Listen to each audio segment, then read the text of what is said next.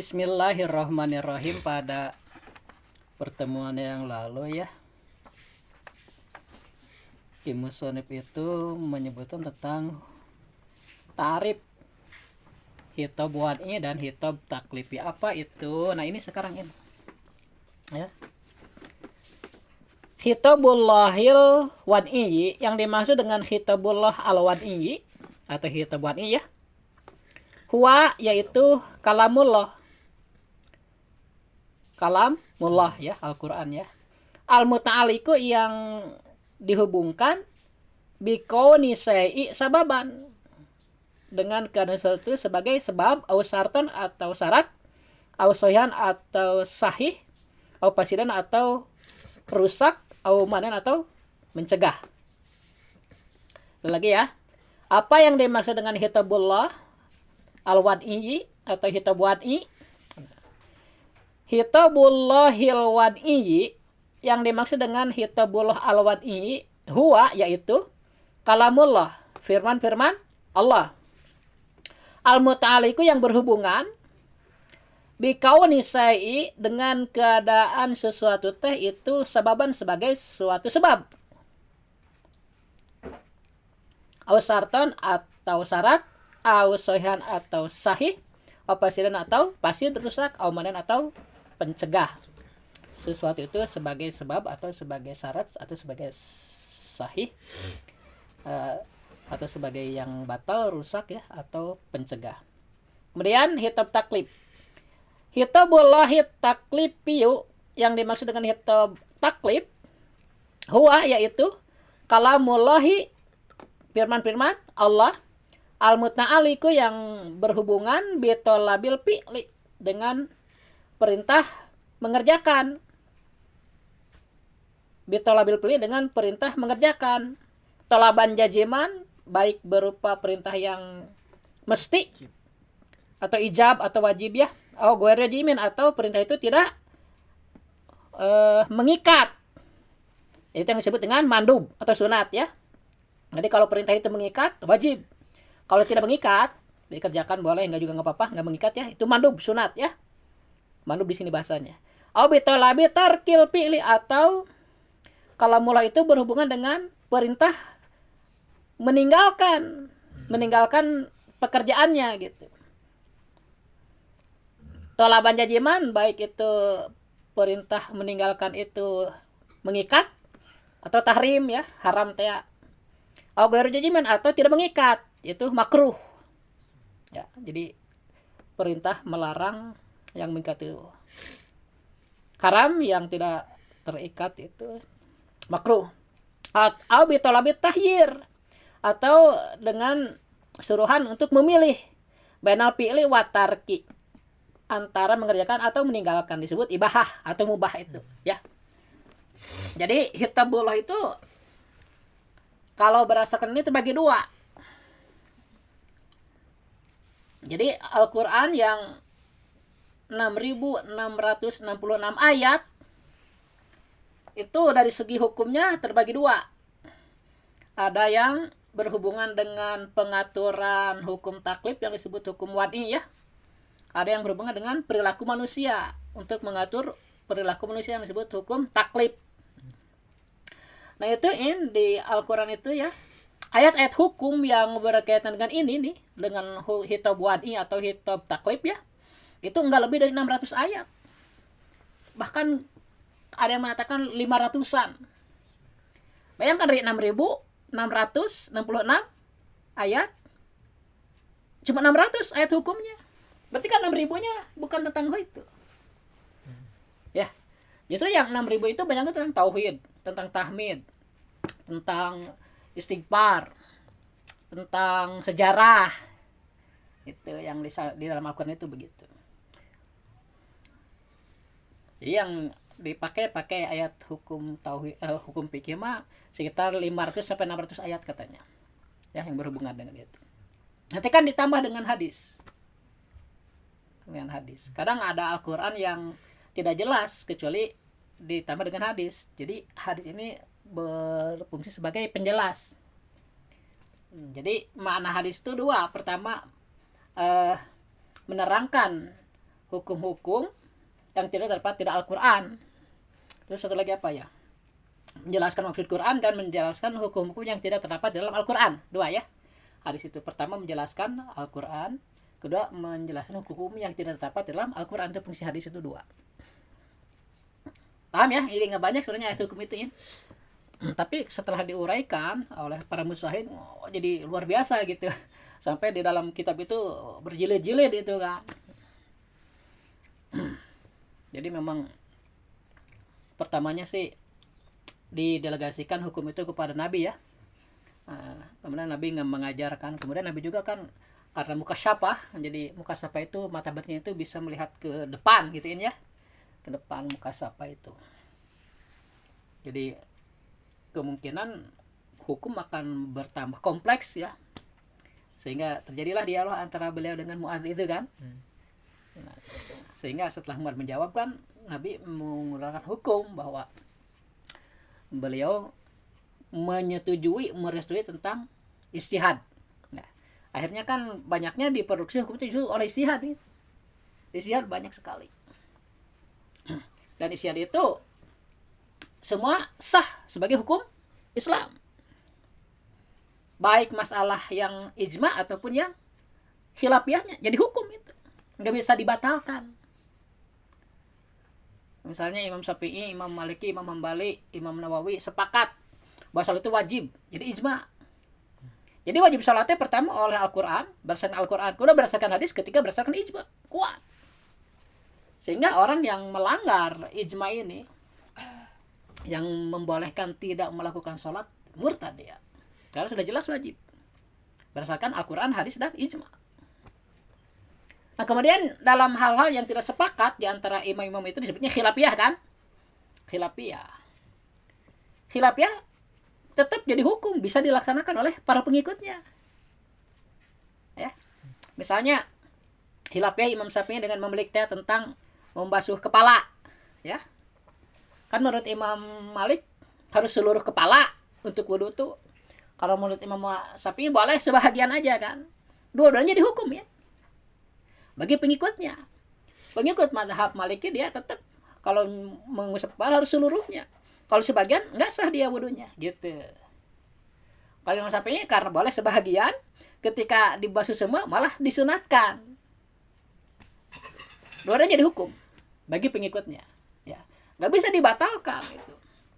Kan kata Nabi, idaj tahadal hakim, ketika seorang hakim itu ijtihad, maksudnya mujtahid kan, hakim itu ahli hukum nggak, pakar hukum, mujtahid. Pak asoba palahu ajroni, kemudian tepat sasaran gitu, ijtihad itu sesuai dengan apa yang dikehendaki oleh Allah, maka dia dapat 2 pahala. Dan ketika meleset, wa idza akhta'a falahu ajrun wahidun, ketika meleset tidak sesuai dengan apa yang dikehendaki oleh Allah, tetap didapat 1 pahala.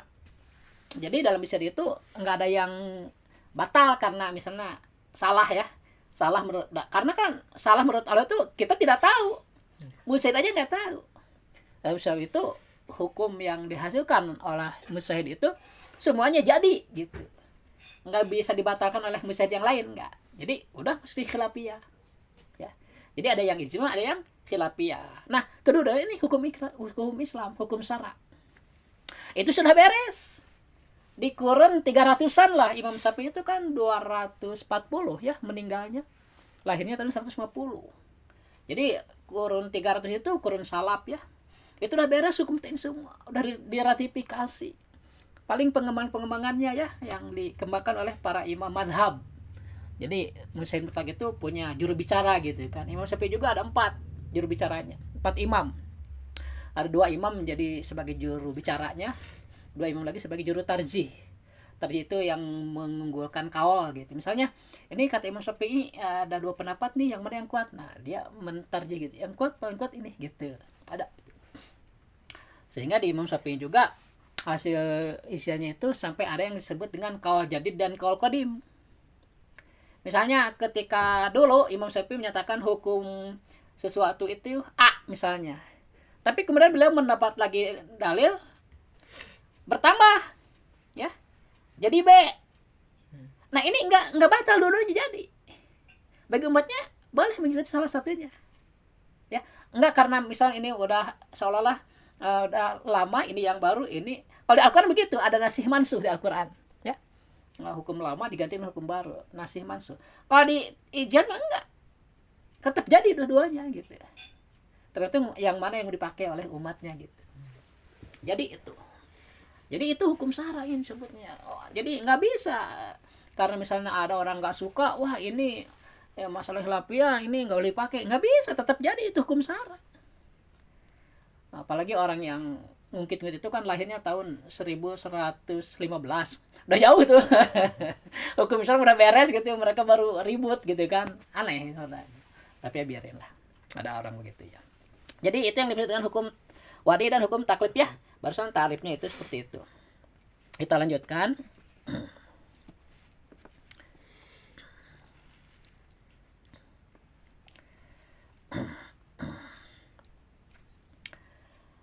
Pasal ke-8 pertelaan adat. Jadi kita anggap hukum syara udah beres ya penjelasannya. Hukum akal juga sudah ya. Sekarang hukum adat nih ya. Hukum akal udah gitu. Hukum adat. Hukum akal udah pernah gitu. Ntar, buka lagi. Katanya pertelaan hitab wadi, hitab taklif. Kebagian hitam belum ya berarti adat dulu sekarang.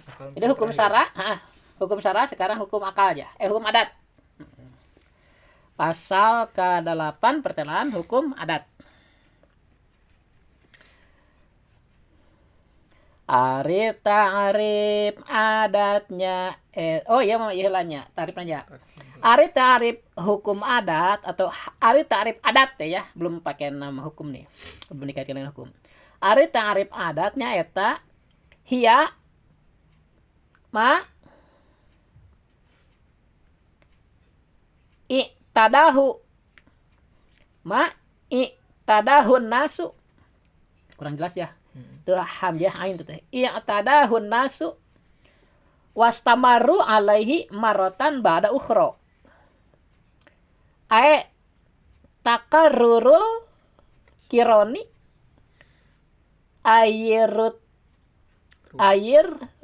rubtil ya. Rubtil ladzi huwa ta'alluq wal irtibat baina sabab wal musabab alal hisiyyi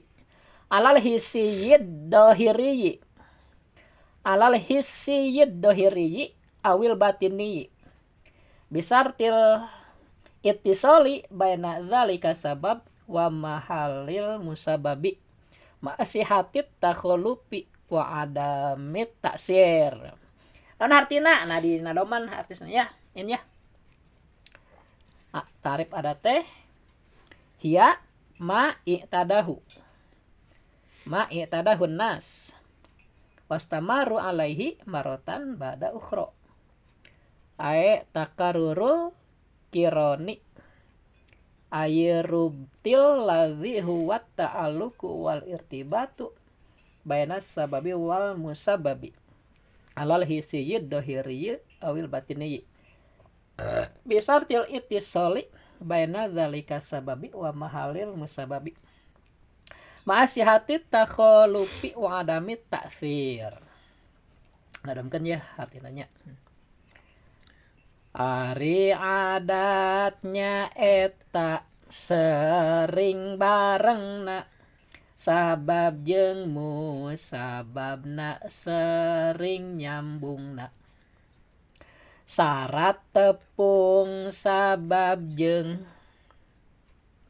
tempat musabab cara seuneu jeung lamak anu dilentab. Ari seuneu nya eta teh sabab teh ari tutungnya eta musabab teh. Najan bukti tepung seuneu jeung lamakna tapi sahan teu bukti tutung lamakna. Ari itisol tehnya eta tepungna irtibat mahnya eta gempunganana. Jadi hukum adat teh adat ya bukan hukumnya. Ari adat teh nyaeta sering barengna antara sabab jeung musabab. Mun syukur mah kebiasaan adat teh. Misalnya kita membakar kain ya, lamak nih kain dibakar pakai api kan, kemudian menyala sampai habis, sampai apa jadi hitam nih, jadi apa abu ya, jadi itu kan hitam. Nah api ini sabab, sedangkan itu lamak yang diduruk itu musabab. Dalam ajaran kita sebabnya itu api, hakikatnya oleh Allah ya. Kalau udah bilang sebab pasti ada hakikat gitu. Bisa saja apa yang dibakar malah nggak apa-apa. Nah, contohnya Nabi Ibrahim lah ya. Walaupun kita nggak lihat tapi kita beriman yakin itu. Jadi sabab dan musabab itu nggak talazum, nggak mesti gitu. Bisa saja suatu saat sabab dan musabab itu tidak ada musababnya gitu ya. Sebab itu diperlukan untuk menutupi pekerjaan Allah, karena pekerjaan Allah itu latif katanya halus kayak kumis ya, nggak kelihatan tiba-tiba panjang ya. Wah itu di depan kita malah. Jadi itu ada sebabnya gitu. Pekerjaan Allahnya nggak kelihatan kan. Sekarang lamak juga, lamak nih biasa aja kalau Allah berkehendak ya, lamak itu langsung aja terbakar tanpa ada api misalnya, tanpa ada sebab, atau tanpa perlu api langsung tutung misalnya ya. Tapi kan orangnya lihat akan kaget tiba-tiba gitu kan. Nah, jadi tidak masuk akal gitu kan. Nah, untuk bisa dimengerti oleh akal manusia, nah gitu diadakan sebab, kan sebab kayak kita masakan. Tahu kita kan prosesnya, jadi kehati masak teningnya, jadi ente ribut. Coba kalau tiba-tiba ada tempe langsung matang misalnya ya, langsung kaget kita kan. Padahal kan di waliullah mah itu aneh katanya. Waktu Siti Maryam juga kan, tiba-tiba ada makanan dari surga itu. Pas bapaknya datang, kenapa makanan di mana? Dari Tuhan. Bagi wali gitu. Mereka mah nggak perlu sebab. Kalau kita mah manusia biasa perlu sebab, harus selalu ada sebab gitu ya, walaupun tidak mesti gitu. Bisa suatu saat kita berusaha nih nggak dapat, ternyata setelah kita banyak wirid misalnya nggak mengusahakan, kita udah pasrah dapat misalnya gitu. Atau bahkan kita nggak wirid nggak apa-apa ya, hese wae di santai nggak share cicing sama kumang kayak pasrah gitu, tiba-tiba dapat gitu kan. Nah kayak gitu ya. Jadi sebab itu kadang-kadang bisa sulaya, paham nggak maksudnya? Sulaya teh meleset, kayak lamak dibakar, biasanya kan selalu terbakar gitu kan. Suatu saat misalnya ada lamak dibakar malah nggak apa-apa, itu kan sulaya, tidak sesuai dengan kebiasaannya ya. Sebabnya ada tapi musababnya nggak ada, nggak tutung-tutung gitu kan misalnya ya. Atau kalau zaman dulu misalnya orang di kadeku golok misalnya nggak apa-apa, nah itu kan golok hanya sebab. Seandainya memang kena berdarah, itu kan oleh Allah hakikatnya. Ya, itu orang Islam itu sudah begitu. Apa yang kita lihat sebab semua juga. Makan wareg. Nasi mah sebab. Wareg mah ti Allah. Bisa saja orang tidak makan tapi wareg nu sakit. Golah dibere wareg teh mah ya. Mata dibere makan alam ya embung ngana. Ngana-ngana udah kenyang. Maka ulah dipaksa cenah mun sakit. Sediaan masih diain we. Tapi sudah tuang heula.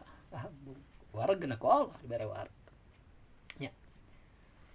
Sabab orang berpikirna lamun teu dahar paeh gitu. Banyak yang sakit enggak makan berhari-hari malah hidup aja, ada belum waktunya. Jadi sebab dan musabab itu bisa tidak bersesuaian gitu, bisa meleset gitu. Itu maksudnya. Paham ya? Kan disebutkan tadi tah. Masih hati takhulupi sarta sah nyulaya anana. Biasa nama duduk teh kebakar wae, nah ieu mah teu kebakar misalnya. Jika nu kuat gitu. Jadi sebenarnya mah bukan kuat ya, bukan kuat. Jadi si panas api itu dijadikan tidak berpengaruh oleh Allah. terhadap yang dia bakar, seperti Nabi Ibrahim kan. Nabi Ibrahim malah rasanya dingin api itu. Nah, ku Allah kan hakikat nama. Nah, gitu. Jadi kita tuh tidak baik terlalu kekeh gitu. Wah, lamun teu kieu pasti kieu. Tidak perlu ya, ada sebab itu. Sebab makan sah. Jadi mun hukum adat yang hukum akal, bentrok hukum akal diterima gitu kan. Cek akal kita ada hakikatna ku Allah. Bisa ya. Jadi bisa ente gitu kan. Walaupun ada sebab kan. Bisa aja sebabnya banyak tapi malah nggak berhasil, bisa gagal sebenarnya. Nah, akhirnya ku Allah gitu. Itu yang maksudnya hukum adat dengan hukum akal suka bentrok tuh di situ. Ya. Sekali lagi ya. Ari adatnya eta sering barengna sabab jeung musababna sering nyambungna.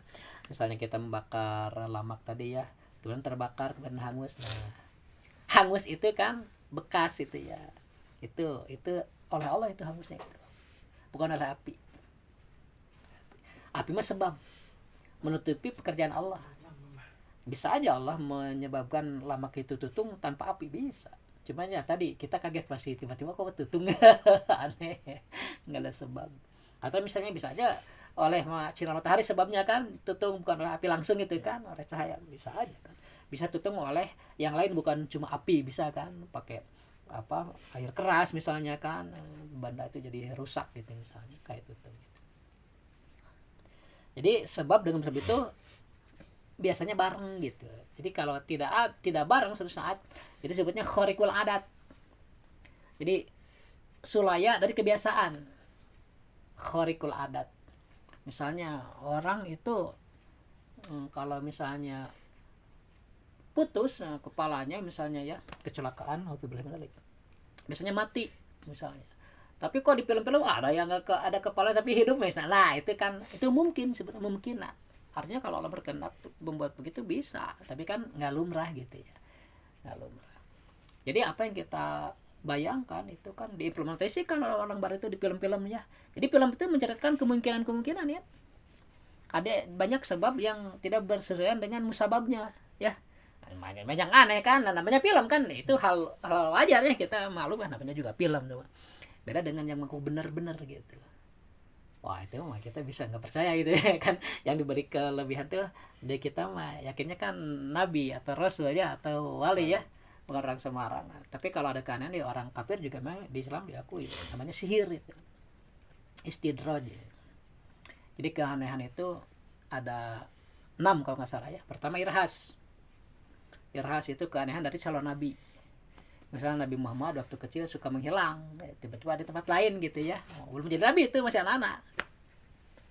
Pernah suatu ketika tanya Abu Jahal itu kan pamannya ya, orangnya tinggi besar, yang cakep ya. Abu Jahal asalnya namanya Abul Hakam, bapak hukum, ahli hukumnya di Quraisy itu. Yang disebut Abu Jahal itu karena pernah suatu saat terjadi duel ya, Sayyidina Ali dengan orang musyrik, Amr namanya. Amr itu kayak binaragawannya gitu ya. Dia bawa besi gitu, mau dipukul kan ke Sayyidina Ali ya, mau dikalungkeun lah dina ieu di piheulan Sayyidina Ali, direbut diheula, mah dibikteun ngoen. Are geus dikulungkeun ayeuna tanah beuheungna teu bisa dibuka. Jadi eleh tanagana gitu kan, Amr teh. Kan ribut teh orang-orang musyrik, mah ieu cara nulunganana gitu kan. Oh, udah bisa muka ya. Mun kitu kudu pu Sayyidina Ali deui kan, tapi kan keur musuhannya di Taluk gitu. Abul Hakam tuh udah dibakar geura. Nyapai jeung jelema. Asli itu lah disebut Abu Jahal. Bapak bodoh. Wah, itu aduh keresakan gitu nya. Nah, Abu Jahal tuh pernah sudah ketika lagi ngurus kuda. Nah, ini biasa kan sok di bersihan gitu, di sisiran gitu ya. Tiba-tiba jelag ya Nabi Muhammad, masih anak-anak itu bilangnya Nabi ya. Nah, kalau bilang nggak pakai Nabi takut nggak sopan gitu ya. Tiba-tiba di situ ada keponakannya dia tuh, kaget kan, di mana bijilna gitu tuh di sini. Nah, tapi ada kaalonya hari itu mah belum jadi Nabi kan. Nah, jadi masih sayang ya. Jadi paman-paman Nabi Muhammad itu seperti Abu Lahab, Abu Jahal bencinya kepada Nabi Muhammad itu setelah ngaku rasul. Sebelum itu mah sangat disayang. Sangat disayang, saudara tuh. Yang keluarga besar itu. Nabi Muhammad di turunan Quraisy kan, turunan bangsawan. Di Arnate. Nah, dia cenah budak gitu. Kemudian disimpan di nakuda. Manehna naik belakangan, di depan Muhammad. Nah gitu. Ngajar teh kuda teh, ngajol gitu. Jadi si Abu Jahal teh hampir jatuh gitu kan. Sambil ngomong sebenarnya, mainnya calon pemimpin di tukang gitu. Kaget kan baca, oh kuda saya bisa ngomong gitu. Jadi bangga banget teh. Baca kan, oh kuda aing bisa ngomong gitu kan. Nah, dia nggak tahu gitu kan, irhas. Ya, irhas. Setelah yang lain datang, sok disuruh bicara nggak bisa kuda. Cuma sekali itu aja. Irhas. Kedua kan nanti Nabi atau Rasul sebutnya mujizat. Ya. Mujizat. Jadi mujizat itu Allah yang menjadikan, kayak Irhas tadi juga kan. Nah, kuda bisa ngomong itu. Kuda karena Allah itu. Misalnya cek ajengan teh kieu jeung rupanya contohna teh. Datang orang-orang kafir teh kepada Nabi Muhammad teh. Bisa bilang begini, Muhammad, naon buktina yang anjeun teh rasul gitu. Apa buktinya bahwa kamu itu rasul gitu. Kata Nabi Muhammad teh, kamu pingin apa gitu kan. Terus dia larak-lirik. Ya, lihat batu besar ini orang kafir itu lah. Saya pingin batu itu terbelah, langsung terbelah. Belum selesai ngomong juga langsung terbelah. Nah, itu bukan pekerjaan Nabi Muhammad, itu pekerjaan Allah kan. Nah itu mujizat. Itu enggak perlu sebab. Ya. Irhas, mujizat enggak perlu sebab, langsung Allah yang mengerjakannya gitu. Yang ketiga, keanehan dari wali disebutnya karomah, keramat gitu ya. Keramat. Contohnya apa ya? Kemudian yang 1, 2, 3, keempat maunah. Maunah itu keanehan dari ulama. Bapak dengar tuh ajengan ngasih contoh tuh Imam Malik. Imam Malik kan kalau wudu nggak boleh disiuk ya. Di Imam Syafi'i kan boleh. Imam Malik kan nggak boleh, harus air ngucur gitu. Nah ketika Imam Malik ngajar di masjid ya, di tempat itu, dia membayangkan laut, ini air laut. Dia wudu langsung ngalir air. Rawas udah nama Imam Malik juga ada orang Islam gitu, mun aya kan teh enggak mau gitu. Pengen normal gitu. Rawas. Murid-muridnya kaget. Dari mana airnya? Tadi membayangkan itu aja. Membayang itu. Itu maunah disebut. Seperti Imam Ghazali juga pernah jika imam sholat, kemudian ada adiknya jadi makmum. Sebelum beres ya, muparokoh adiknya tuh. Memutuskan diri dari makmumnya gitu, terus dia sholat sendiri. Setelah selesai sholat, Imam Ghazali tahu kenapa kamu mau mundur gitu kan, mau parokoh gitu. Tapi nggak mau jawab, dan mereka kakaknya hormat, nggak mau diadukan ke ibu nak, gue Imam Ghazali teh tolong ya tuh adik saya tuh kenapa mau parokoh, apa saya batal gitu kan. Ditanya ke indukna baru ngejawab. Ya tadi cina pas nggak makmum teh, tiba-tiba cina adiknya itu lihat Imam Ghazali teh berdarah ya. Dina perbah perutna teh. Ya kan batal ya darah mah. Udah banyak cenah. Rewas Imam Ghazali nang gitu. Oh iya, memang tadi waktu sholat dia itu memikirkan tentang masalah itu head, hukum-hukum tentang head gitu. Berarti kan ilmu adiknya lebih tinggi gitu kan, muka sapa itu. Jadi memang ilmu apa fikihnya luas, ilmu sapi Imam Ghazali, tapi ilmu batin nah kuat adiknya. Saya muka sapa gitu.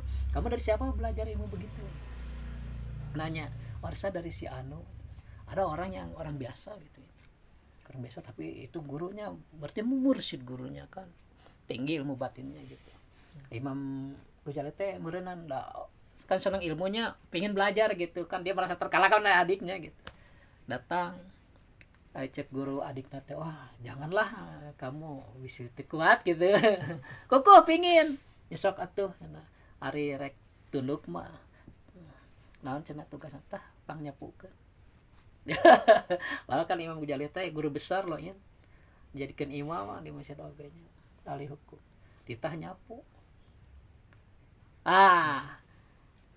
Berpikir kan Imam Ghazali, aduh ya biasa dihoror-horor tuh ya, tah nyapu gerak ku jalma nu biasa-biasa deh. Tapi dia ikhlas akhirnya nyapu.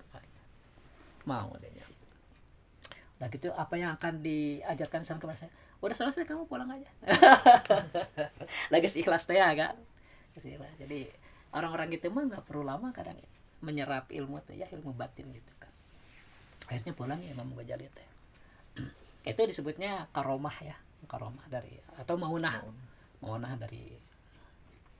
Kemudiannya pertama irhas, mukjizat, karomah, maunah. Nah kelima istidraj. Istidraj itu keanehannya keluar dari orang mukmin tapi suka berbuat dosa, orang mukmin biasa gitu, bukan orang mukmin yang alim ya. Nah istidraj seperti debus, kuda lumping ya, zaman dulu bapak kan kuda lumping itu makan ini bubuk apa, bubuk beling gitu kan, tapi lo nggak nyadar kok nggak apa-apa gitu orang natenya. Nah itu kan cuma dibantu ku setan itu namanya ku jin. Nah istidraj itu memang ada doa-doanya ya. Nah itu haram istidraj itu. Haram. Jadi kalau seorang mukmin melakukannya berarti dia mukmin yang fasik. Mukmin tapi berdosa besar. Harus taubat gitu ya. Ya. Kayak ilmu kedugalan kan terak dikadek mentemanya itu. Itu benarnya emang ku puasa sih ya. Puasa ada Allah bagernya nu puasa usaha we Jawa gitu ya kayak nanti. Cuma kan istidraj itu jadi membawa dosa lah. Jadi yang 4 tadi mah irhas, mukjizat, maunah jeung karomahnya eta mah tidak bisa diusahakan. Murni itu mah langsung pekerjaan Allah. Tetapi kalau istidraj bisa diusahakan, bisa dipelajari gitu. Aya guruna eta. Nu ngajaban Allah we. Ya. Lain jin. Eta mah sebab teh sebab bungkul gitu. Sebab teh ada hakikatnya Allah. Keenam sihir, karena orang kafir punya keanehan namanya sihir. Itu menjelaskan haramnya bagi mereka mah nggak tahu haram kan sebenarnya tapi nah keenam kan ini semuanya itu dari Allah ini, nggak ada yang menjadikan selain Allah ya. Itu keyakinan kita ya. Nah, sampai mana tadi?